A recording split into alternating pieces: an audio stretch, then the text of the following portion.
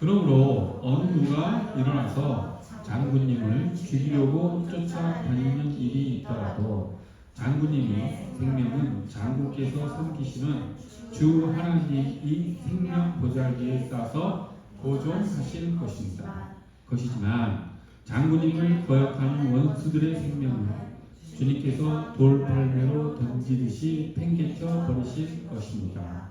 이제 곧 주님께서 장군께 약속하신 대로 온갖 좋은 일을 모두 베푸셔서 장군님을 이스라엘의 영도자로 세워주실 터인데 지금 공연히 사람을 죽이신다든지 몸소 원수를 갚으신다든지 하여 왕이 되실 때에 후회하시거나 마음에 걸리는 일이 없도록 하시기 바랍니다.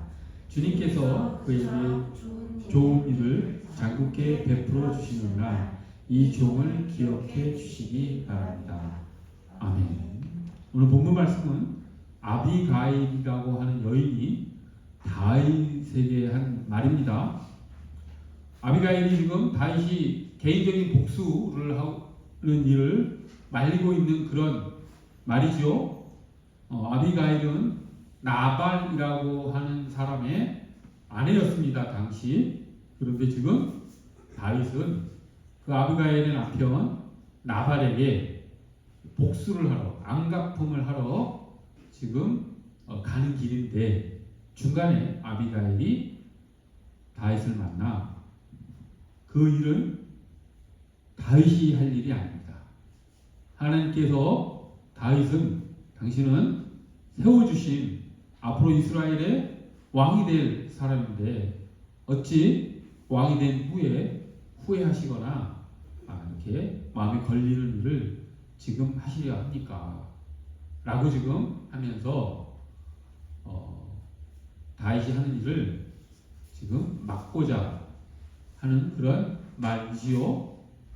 이런 일이 벌어지게 된 것은 이제 다윗에게 당연히 나발에 대한 이제 원망이 이제 분노가 있기 때문에 이런 일이 벌어졌겠지요. 그 일은 이제 어떻게 벌어지냐면 다윗이 광야에서 사울의 이제 추격을 받아 도망 다니는 그런 때였습니다. 다윗이 이제 광야 속으로 도망가는 길 외에는 다윗이 사울에게서 그 죽을 위기를 모면할 수가 없기 때문에 그랬었지요. 근데 그 광야에서 이제 다윗이 도망 생활을 하면서 그냥 도망 다니기만 한 것이 아니라 그곳에서도 다윗은 하나님이 다윗에게 이제 맡기신 일을 아주 작은 일들이지만 왕으로서 하는 한 나라를 통치하는 일은 아니지만 그 광야에서 할 일을 하고 있었죠. 어떤 일이냐 하면은 이제 수백 명의 사람들이 다윗과 함께 그곳에 정착해 있었는데 광야라고 하는 곳은 어떤 곳입니까? 짐승과 온갖 벌레, 전갈과 같은 뱀 이런 위험도 있고 또 날씨도 어렵죠. 여러 가지로 사람에게 이제 어려움이 있는 그런 장소였는데 그 광야는 그런 자연 환경만 어려운 것이 아니고 사람, 강도들도 상당히 사람을 위협하는 그런 요소였습니다. 자, 그런데 그런 상황에서 이제 광야에서 다윗이 도망 생활하면서 그런 환경 속에서 다윗은 이제 그런 것들을 잘 극복하면서 단순히 자신의 안전만이 아니라 광야에서 사는 다른 사람들의 안전도 지켜주는 그런 역할을 하며 지냈었던 것이죠. 광야에는 어떤 사람들이 많이 있었냐면 이제 목자들이 양치기들이 많이 있었습니다. 당연히 광야에서 양과 염소 이런 가축들을 키우는 역할을 하는 사람들이 있지요. 그럼 강도들은 어떻게 하겠습니까? 이제 간혹 출몰해서 그 양치기들을 위협하고 양들을 훔쳐가고 뭐 그런 일들이 일어나겠지요. 그때 다윗이 그들을 보호해주는 역할을 했었다라고 하는 것입니다. 다윗은 충분히 그 광야에서 그들 목자들을 위협해서 양들을 잡아 자기들의 양식으로 쓸 수 있는 힘이 있었음에도 불구하고 다윗은 그렇게 하지 않고 그 목자들을 보호하고 또 강도들이 나타나면 물리쳐주고 또 다른 광야에 있는 어떤 늑대라든지 어떤 동물들이 양들을 위협할 때도 지켜주는 그런 역할들을 하고 있었던 것이지요. 그러던 어느 날 이 나발이라고 하는 사람이 이제 부자인데 양이 몇천 마리 또 염소가 몇천 마리 있었던 부자인데 어느 날 이 나발이 이제 양털 깎는 날을 맞이합니다. 양털 깎는 날은 어떤 의미가 있는 날입니까? 이제 농사로 치면 이제 수확을 하는 날이라고 할 수가 있죠. 그래서 하루 종일 양털을 깎아서 이제 그 양털을 이제 시장 내에다 팔고 수익을 얻어내는 그런 날이겠죠. 그래서 이제 양털을 깎는데 그 양털을 깎는 날은 이제 계속해서 양털도 깎지만 그 양털을 깎는 일꾼들을 위해서 잔치를 베푸는 날이기도 합니다. 그래서 많은 음식이 공급되고 이제 잔치를 벌이면서 그 양털 깎는 날을 지내지요. 그렇게 이제 나발이 자기 양치기들을 통해서 양털을 깎는 그 날 이제 다윗이 자기 부하 몇 명을 그 양털을 깎는 그곳으로 보냅니다. 나발에게 이제 다윗이 이제 심부름을 시키죠. 이렇게 말하라고 심부름을 시킵니다. 이제 나발이 자기들에게 좀 먹을 거리를 좀 달라고. 그동안 광야에서 이 다윗과 그 다윗의 그 부하들이 그 목자들을 위해서 했던 그런 일들을 생각하면서 이제 양털을 깎는 때가 되었으니 이제 이때 공급되는 그 음식 중에 일부를 먹거리를 좀 저희에게도 나눠주십시오라고 하는 그런 전가를 나발에게 보낸 것이죠. 근데 나발이라는 사람이 대단히 어리석고 또 욕심이 아주 많은 사람이라서 그 말을 듣고 아주 무례한 말을 합니다. 내가 다윗을 언제 알았다고?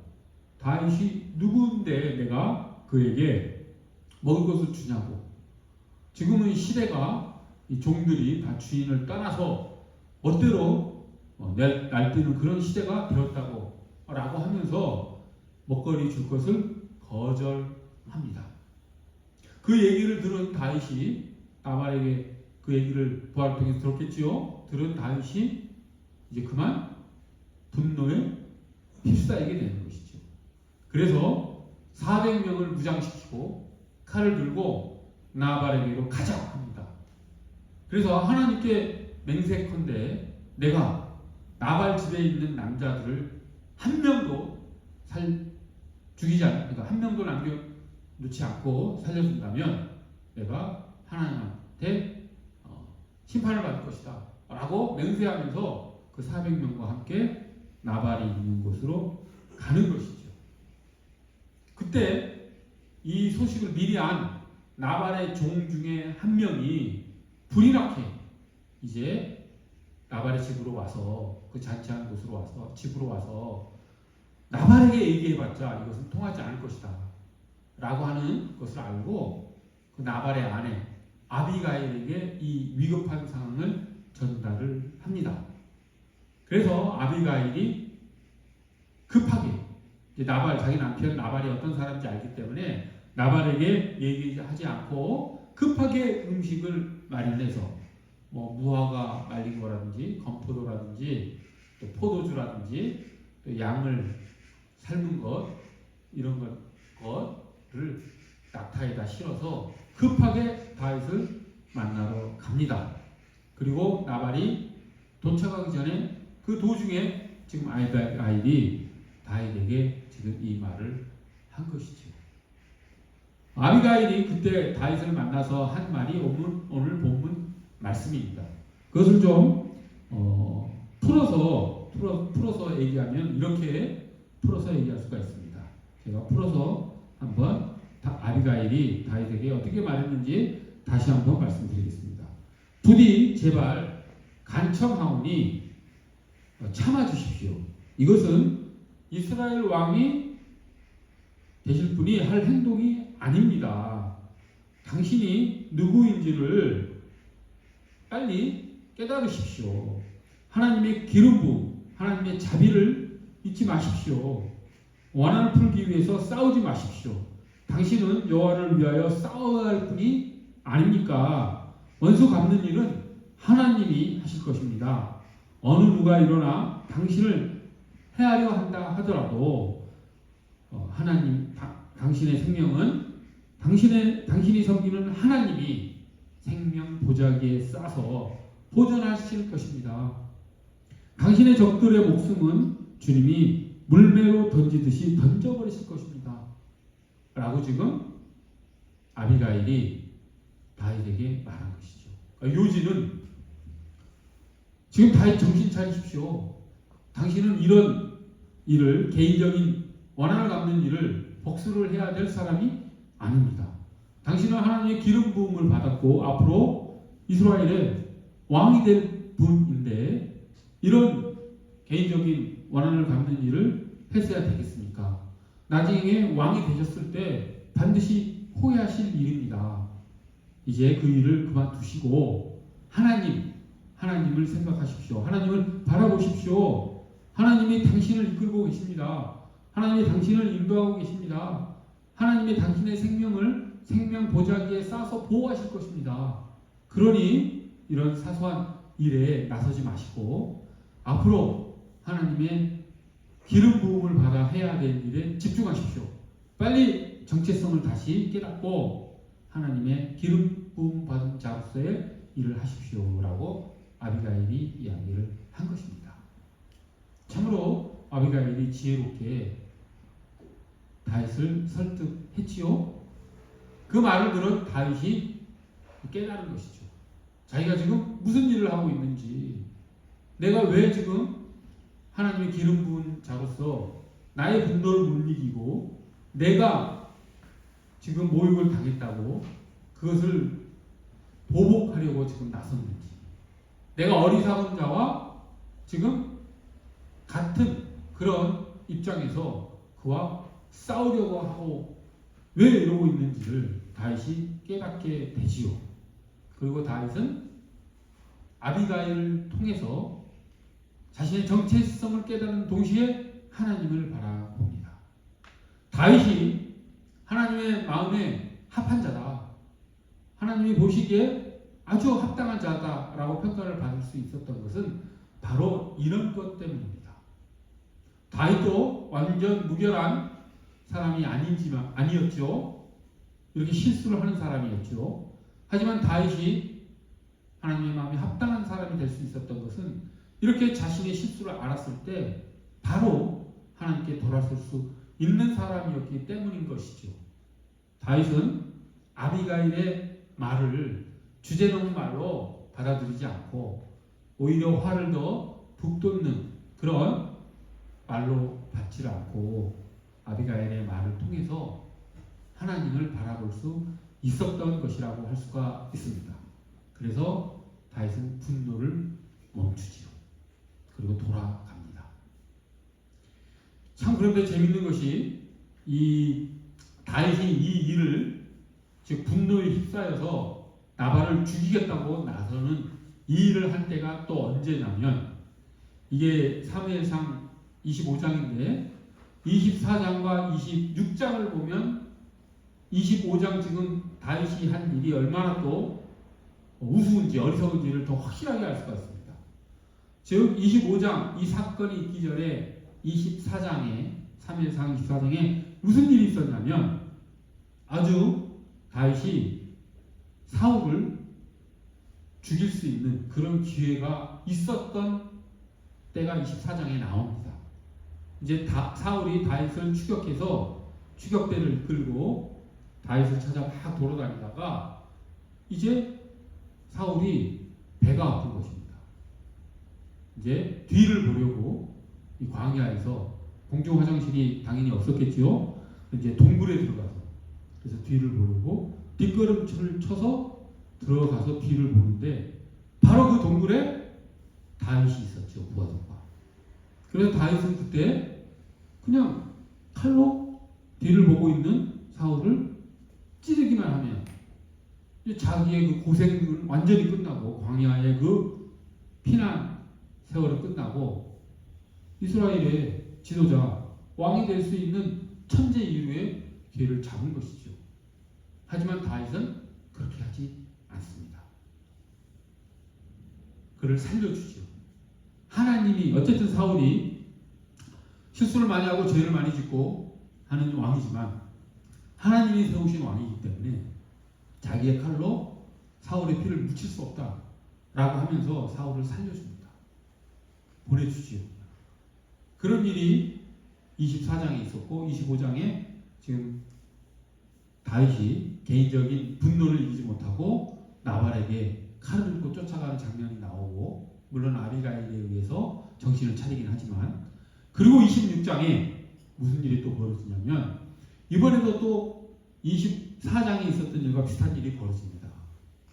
이제 다윗이 또 사울의 추격을 받아서 도망다니다가 이제 밤이 되어서 사울이 진치고 있는 진영을 몰래 숨어 들어갑니다. 근데 그들은 피곤해서 그런지 어쩐지 다 자고 있고 다윗과 아비새라고 하는 다윗의 부하가 사울이 자고 있는 완전 무방비로 자고 있는 것을 눈앞에 보게 되지요. 그때 아비새가 다윗에게 지금이 기회입니다. 빨리 사울을 제거해야 됩니다. 죽이자고 부추겼을 때 역시 다윗은 사울을 살려줍니다. 그것도 역시 하나님이 기름 부은 왕이기 때문에 사울이 그 사울을 왕으로 세우신 분도 하나님이고 왕위를 폐하실 분도 하나님이시다 라고 하는 그런 올바른 판단을 하고 사울을 살려주죠.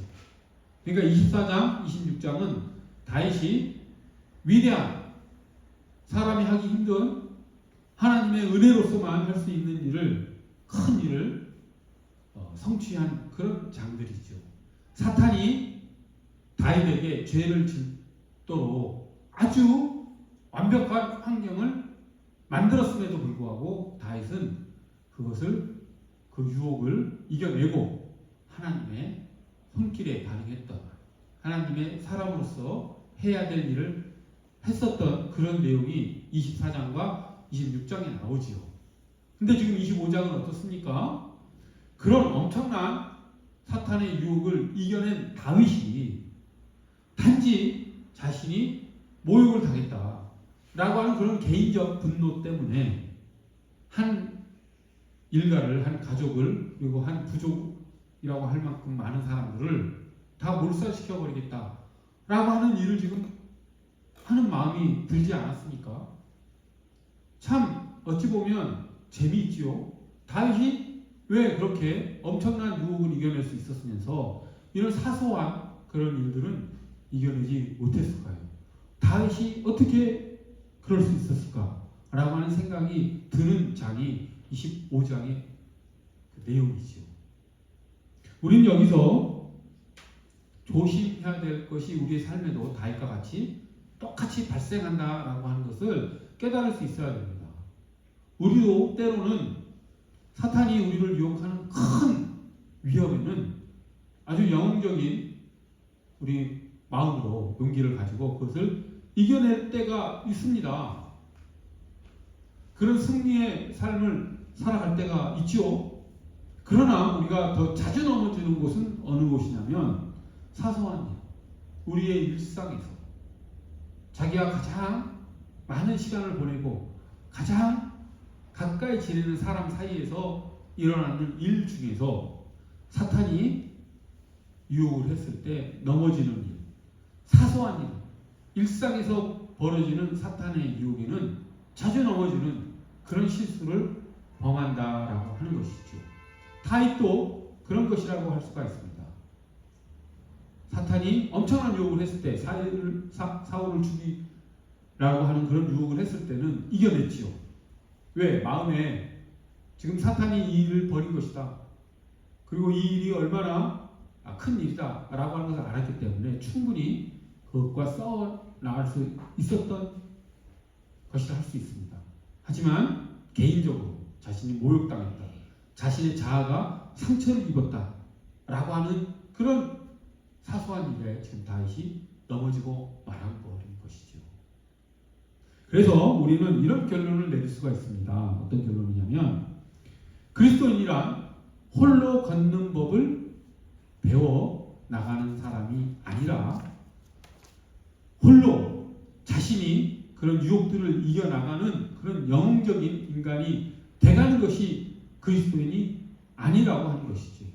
그리스도인은 그런 존재가 아니라 무슨 일이든지 작은 일이라도 아기가 어린아이가 부모 품속에 타고드는 것처럼 하나님께 모든 것을 의지하는 사람, 그런 사람이 그리스도인이라고 하는 것.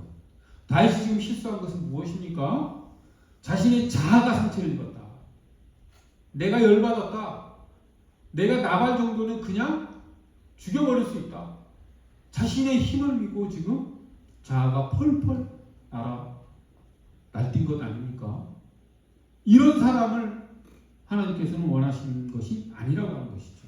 홀로 우리가 무엇을 성취하고 무엇을 이뤄내고 사탄에 맞서서 우리가 능히 자신의 능력으로 그 사탄을 물리칠 수 있는 사람, 그런 사람을 하나님께서 원하시는 것이 아니라고 하는 것입니다. 이 부분이 대단히 중요하다라고 하는 것이죠. 우리는 언제라도 사탄의 유혹에 무너질 수 있는 그런 존재라고 하는 것을 인정을 하고, 그리고 모든 것을 하나님께 의지하는 사람, 그것을 하나님께서 원하신다라고 하는 것입니다.